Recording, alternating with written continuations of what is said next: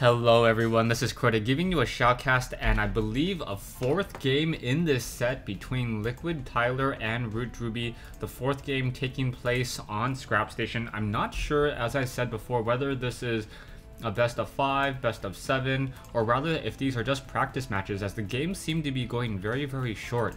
Liquid Tyler spawning as the green Protoss player at the 12 o'clock position on Scrap Station. Drewbie spawning here as the red Terran player over here at the 3 o'clock position. So this is Terran versus Protoss, and now Scrap Station, one of those maps where a lot of airplay does come into the game pretty early on, just because of the way players decide, just because of the way that the map is situated. There is this very wide open crevice here. No ground units are able to get in here obviously, but air units make a very short trip into your opponent's base. You can see a lot of drops coming in. Hellion drops are popular. I've also seen a couple of Warp Prism drops, and it's not as common as the Hellion drops, as many players don't try to go for that robotics facility. We now see one gateway currently being warped in, and this was a 10 gateway. So this is not your standard build coming in from Liquid Tyler at all. He did decide to go for a 10 gateway as opposed to a 13 gateway. So he may be trying to go more of a heavy zealot harassment. We do also see the assimilator now coming online as well. So opening up with a gateway and an assimilator. You can also take a look at the harvester count. Tyler normally should be ahead by about 2 harvesters at this stage in the game, but because of that early gateway, he is a little bit behind.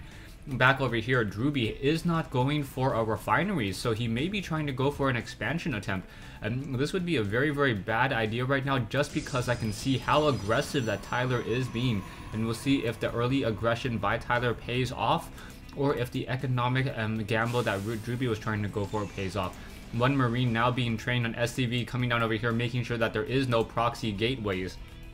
And now the SCV just wandering around, still making sure that there's nothing inside the base, as a probe and an SCV cross each other's paths in order to do some scouting. It looks like one Marine will be able to make its way out. No, an SCV now already coming down to the low ground here, and a Marine already moving out. So the Marine now going to deal some damage onto that probe. The probe being forced to already run back home, down to 16 hit points, and that is it. The SCV still making sure that there is nothing to be seen, and now going to go for that command center, as I said earlier. So opting for, I believe, an 18 or 19 command center with no gas.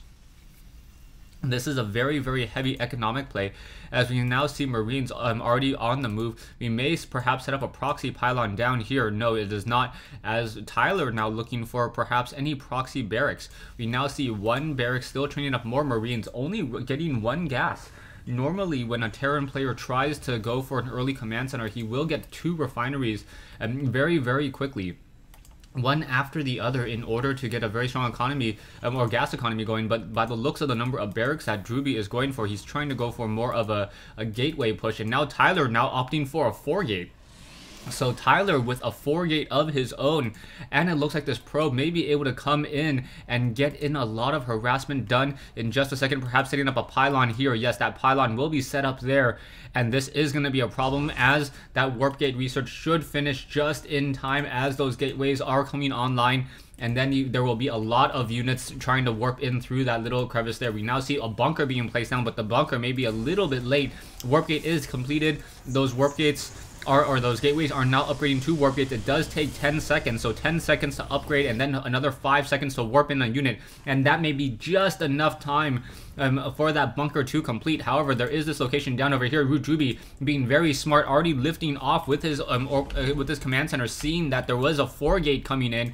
And now in come those Marines. So Marine Stalker's going to simply walk by here, and that's going to be a problem as SCVs are trying to come in. And now 4 or 5 Stalkers now coming in, and now we just see Marines running out. We are going to get reinforcements coming in just a second. SCVs now trying to perhaps trying to stop some of those units, but 3 Stalkers dealing so much damage, turning around, just able to kite so many of those units. Stalkers moving faster than SCVs, and now 2 Stalkers moving away. A group of one Marauder now coming in. That Marauder needs to be very careful. Jumps inside of that one bunker there, and now Marauders and Marines engaging once again, but a new group of Zealots now coming in. And Tyler with a very effective 4-gate, going to deal a lot of damage. And oh, those Zealots deciding to turn around.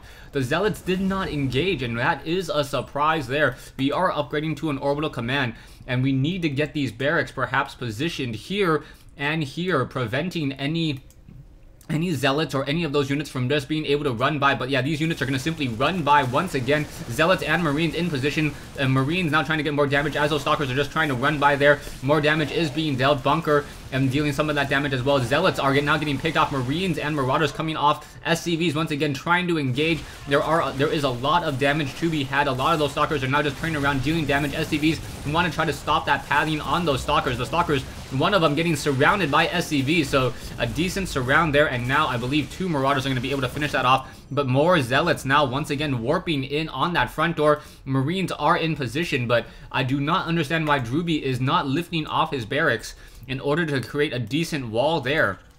We now see a bunker being placed down by Drewbie at the natural expansion location, and now the Zealots may try to break in through this backdoor rocks and be able to look into this location as well. More Zealots now once again warping in. No, he is mining gas, but he is not warping in Stalkers. That is a little bit curious, as we are now getting some SCVs over as well. I think if Drewbie just put down a gauntlet and made those units have to walk through a gauntlet of fire from those Marines and Marauders, it would be much better.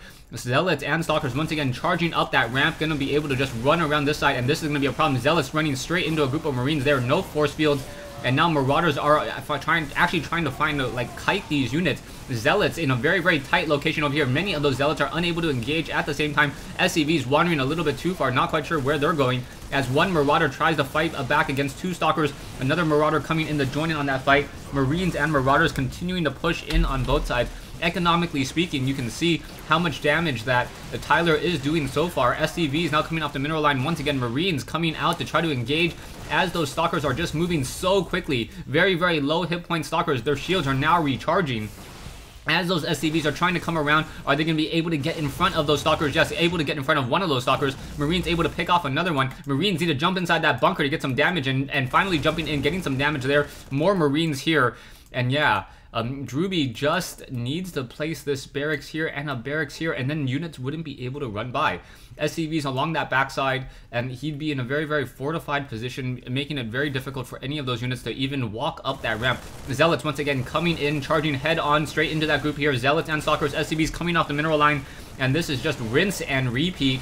But Tyler seems to be getting a little bit of that advantage continuously. We are getting that stim pack research finally, and that stim pack research should be able to allow those Marines to finally kite those units. But now Marines need to jump back into that bunker there, perhaps try to re-engage. Drewbie, the only thing saving for Drewbie right now is he has double mules. So by using double mules, he does have a stronger economy, and also able to double train SCVs. SCVs now on the hunt, once again trying to get more damage on top of more of those Stalkers, and Marines need to jump inside that bunker. There we go. And finally, Drewbie going to lift up his barracks, making it even more difficult for those units to come in. Perhaps another bunker here. Yeah, and this will be very difficult for those units to even charge up the ramp any further. They're going to pretty much get stuck there. Zealots now trying to engage. Stalkers are turning around. SCVs are now trying to come in and repair, and wow, not able to repair it in time at all. One bunker down over here. It is still being rebuilt as more Marines are being trained. I believe this SCV, it might get shot down. Yeah, down it goes, but in comes some Marauders. Marauders do not have concussive shells. So without any concussive shells, unable to slow down any of those units, an additional bunker needs to be placed down in order for this to really work out. And now the one SCV on the wrong side of the tracks, gonna continue to repair that. More Marines here, Marauders over here as well. Both sides continuing to fight, and now repairing one of this bunker over here. The bunker taking a lot of focus fire. Second SCV needs to try to come in, and now Tyler says GG.